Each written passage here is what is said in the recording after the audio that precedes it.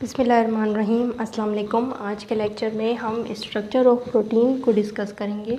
तो प्रोटीन्स की जब ऑर्गेनाइजेशन हो रही होती है तो वो कुछ लेवल से गुज़रते हैं, यानी कि जब प्रोटीन्स बन जाते हैं और आप लोगों को मालूम है कि प्रोटीन्स साइटोप्लाज्म के अंदर राइबोसोम्स के ज़रिए बनते हैं। प्रोटीन की चेन्स बनती है राइबोसोम्स के ज़रिए।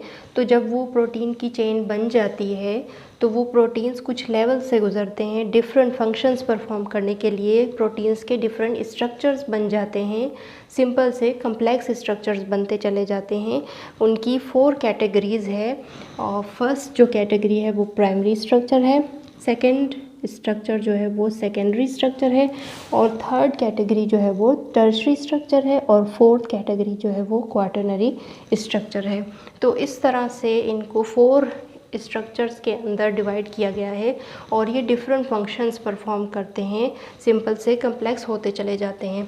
फर्स्ट जो है वो प्राइमरी स्ट्रक्चर है, यानी कि a linear polypeptide with specific sequence of amino acids, यानी कि अमीनो एसिड्स की जो लीनियर चेन होगी, जो पॉलीपेप्टाइड चेन होगी, उसको हम कहेंगे प्राइमरी स्ट्रक्चर। जब भी राइबोसोम से प्रोटीन्स बन जाते हैं तब वो इस तरह से लीनियर फॉर्म में होते हैं, याद रहे। तो इस तरह से ये जो डिफरेंट टाइप के ग्लोब की शक्ल में यहाँ पर बीडिड स्ट्रक्चर जो आप लोगों को नज़र आ रहा है, ये अमीनो एसिड्स हैं, और अमीनो एसिड्स के दरमियान जो बॉन्ड है वो पेप्टाइड बॉन्ड है। तो यहाँ पर ये अमीनो एसिड का स्ट्रक्चर है। अमीनो एसिड के अंदर एक अमीनो ग्रुप होता है और एक कार्बोजाइलिक ग्रुप होता है और एक अल्फ़ा कार्बन होता है जिसके एक तरफ हाइड्रोजन अटैच होता है और दूसरी तरफ रेडिकल ग्रुप अटैच होता है जिसको हम आर से शो करते हैं। और अमीनो एसिड जो है वो 20 टाइप्स ऑफ अमीनो एसिड हमारी बॉडी के अंदर प्रेजेंट होते हैं, और वो 20 टाइप ऑफ अमीनो एसिड जो हैं वो 10,000 डिफरेंट टाइप्स ऑफ प्रोटीन्स हमारी बॉडी को प्रोवाइड करते हैं। और इसी रेडिकल ग्रुप की वजह से अमीनो एसिड डिफरेंट होते चले जाते हैं। इस रेडिकल ग्रुप के जगह पर कोई भी ग्रुप आ सकता है, अल्काइल ग्रुप आ सकता है, हाइड्रोजन अटैच हो सकता है। तो इस तरह से डिफरेंट प्रोटीन्स बनते हैं और 20 प्रोटीन्स बन जाते हैं, और इस वजह से जो है वो different type of amino acid आपस में मिलते हैं और पेप्टाइड बॉन्ड के ज़रिए बनते हैं और वो लीनियर स्ट्रक्चर बनाते हैं, सिंपल स्ट्रक्चर बनाते हैं। सेकेंडरी स्ट्रक्चर जो है वो हेलिकल, अल्फ़ा हेलिक्स और flattened sheet, beta pleated sheet like structures which are established by hydrogen bonding between opposite charge bearing groups of amino acids. तो क्या होता है कि अमीनो एसिड्स की जब डिफरेंट टाइप्स आपस में मिलती हैं तो उनके अंदर हाइड्रोजन बॉन्ड्स की अट्रैक्शन हो जाती है, और हाइड्रोजन बॉन्ड्स की अट्रैक्शन की वजह से आप लोगों को मालूम है कि ये एक अमीनो एसिड है, ठीक है। इस अमीनो एसिड का जो हाइड्रोक्सिल ग्रुप है, इसका हाइड्रोक्सिल ग्रुप जब दूसरे अमीनो एसिड के हाइड्रोजन ग्रुप के साथ अटैच होगा तो ये हाइड्रोजन बॉन्ड बनेगा। तो इसी वजह से जो हाइड्रोजन बॉन्ड की वजह से इनके अंदर कुछ टर्न्स मौजूद हो जाते हैं, टर्निंग आ जाती है इनके अंदर। जब इनके अंदर टर्निंग्स आ जाती हैं, टर्न होती हैं ये, तो ये अल्फ़ा स्ट्रक्चर बना देते हैं और कुछ जो है वो beta pleated sheet like structure बनाते हैं, यानी कि बिल्कुल ही फ्लैट स्ट्रक्चर होता है बट जिगजैग मैनर में होता है, जिसको बीटा प्लेटेड शीट का नाम दिया है।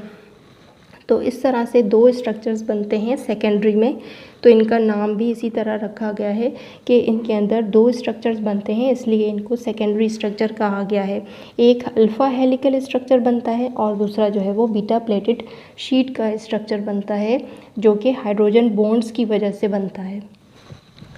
Tertiary structure occurs when attractions are present between alpha helices and plated sheets by ionic bond, hydrogen bond, disulfide bonds to form a globular sheet। तो यहाँ पर थोड़ा और कम्प्लेक्स हो जाता है स्ट्रक्चर, ग्लोब की शक्ल में आ जाता है। ग्लोब्यूल्स आप लोग समझते होंगे, जैसे कि आप वाटर के अंदर कुछ ऑयल के ड्रॉप्स ऐड करेंगे तो आप लोग देखेंगे कि ऑयल जो है वो वाटर के अंदर ग्लोब बनाना स्टार्ट हो जाएगा। तो वो उस तरह का स्ट्रक्चर ये देने के लिए इनके अंदर क्या होता है कि अल्फ़ा हेलिसिस का स्ट्रक्चर तो ये सेकेंडरी स्ट्रक्चर से लेकर आते हैं, और जो प्लेटेड शीट्स होते हैं वो वो भी सेकेंडरी से ही इनको मिलते हैं। वही सेकेंडरी स्ट्रक्चर कम्प्लेक्स होता चला जाता है, यानी कि 3D स्ट्रक्चर बनाता है, 3 डायमेंशनल स्ट्रक्चर। 3D स्ट्रक्चर यानी कि 3 डायमेंशनल स्ट्रक्चर में एक्स, वाई और जेड एक्सिस की शेप के अंदर आ जाता है, जिसको हम टर्शरी का स्ट्रक्चर देते हैं। टर्शरी यानी कि 3 को हम टर्शरी कहते हैं। तो इनका जो 3 डायमेंशनल स्ट्रक्चर बनता है ग्लोब्यूल की शेप का ग्लोब्यूल बन जाता है, यानी कि कह सकते हैं कि इनके अंदर सपोज़ करें कि ये एक टर्शरी का स्ट्रक्चर जो है वो इसको कट कर कर अगर यहाँ पर दिखाया जाए तो आप लोगों को नज़र आ रहा होगा कि यहाँ पर डाइसल्फाइड बॉन्ड है, और यहाँ पर भी डाइसल्फाइड बॉन्ड का जिक्र किया गया है। प्रोटीन के स्ट्रक्चर के अंदर सल्फ़र एलिमेंट भी प्रेजेंट होता है। तो यहाँ पर जो है वो ये प्रोटीन की चेन है जो कि पॉलीपेप्टाइड चेन है, और उसके दरमियान जो है उनके रेडिकल्स के दरमियान जो है वो सल्फ़र बॉन्डिंग हो रही है, और दो सल्फ़र एलिमेंट की बॉन्डिंग हो रही है, जिसको हम डाइसल्फाइड बॉन्ड कहते हैं या डाइसल्फाइड ब्रिज भी कह सकते हैं।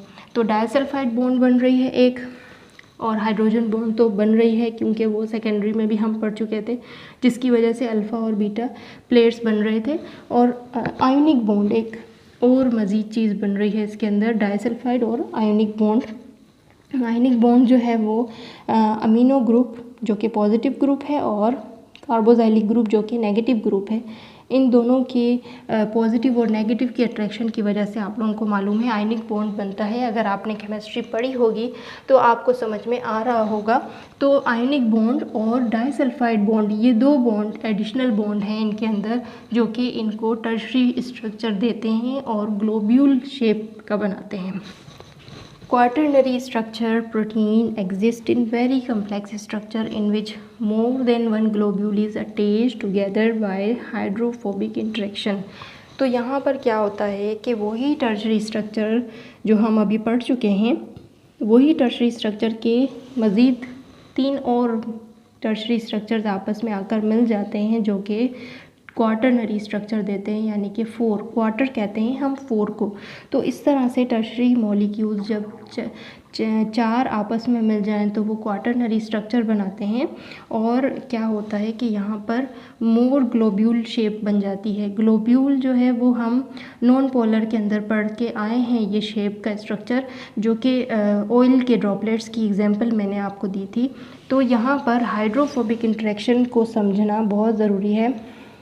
ये प्रोटीन्स की ये एक जगह को कट करके यहाँ पर शो किया गया है। ये प्रोटीन्स की पॉलीपेप्टाइड चेन है जिसके अंदर अमीनो एसिड की बॉन्डिंग है, और अमीनो एसिड के साइड पे आप लोगों को मालूम है कि एक रेडिकल ग्रुप होता है, और उस रेडिकल ग्रुप के अंदर कोई भी ग्रुप अटैच हो सकता है ऑर्गेनिक मॉलिक्यूल का, ऑर्गेनिक कंपाउंड हो सकता है वो।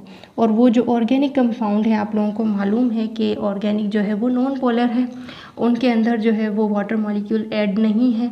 तो जो नॉन पोलर होते हैं वो हाइड्रोफोबिक होते हैं इन नेचर। तो ये जो हाइड्रोफोबिक इंट्रैक्शंस होंगी ऑर्गेनिक कंपाउंड की, जो वो ज़्यादातर हेल्प करेंगे ग्लोब्यूल की शेप बनाने में। तो ग्लोब्यूल की शेप बनाने में आप लोगों को याद रहे कि ऑयल जैसे एग्जांपल मैंने आपको दी है कि ऑयल जो है वो हाइड्रोफोबिक ही होते हैं। क्यों? क्योंकि वो वाटर के अंदर डिज़ोल्व नहीं होते और वो नॉन पोलर होते हैं।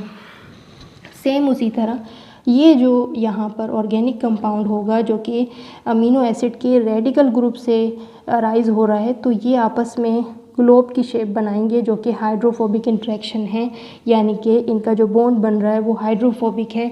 और यहाँ पर और भी मज़ीद बॉन्ड्स बन रहे हैं। यहाँ पर जो है वो अमीनो एसिड का जो ये अल्काइल ग्रुप है, यानी कि यहाँ पर एक रेडिकल है जिसके साथ जो है वो हाइड्रोक्सिल ग्रुप अटैच है, और यहाँ पर कार्बोजाइलिक ग्रुप का ऑक्सीजन अटैच होकर यहाँ पर एक हाइड्रोजन बॉन्ड बना रहा है। तो एक हाइड्रोजन बॉन्डिंग हो गई, यहाँ पर एक हाइड्रोफोबिक इंटरेक्शन हो गई, एक डाइसल्फाइड बॉन्ड बन गया, ये मैं बता चुकी हूँ। 2 सल्फ़र बॉन्ड के दरमियान आयोनिक बॉन्ड बन गया, यहाँ पर अमीनो और कार्बोजाइलिक ग्रुप के दरमियान पॉजिटिव और नेगेटिव की अट्रैक्शन हो गई, आयोनिक बॉन्ड बन गया, और ये जो है वो पॉलीपेप्टाइड चेन बन गई अमीनो एसिड्स के दरमियान।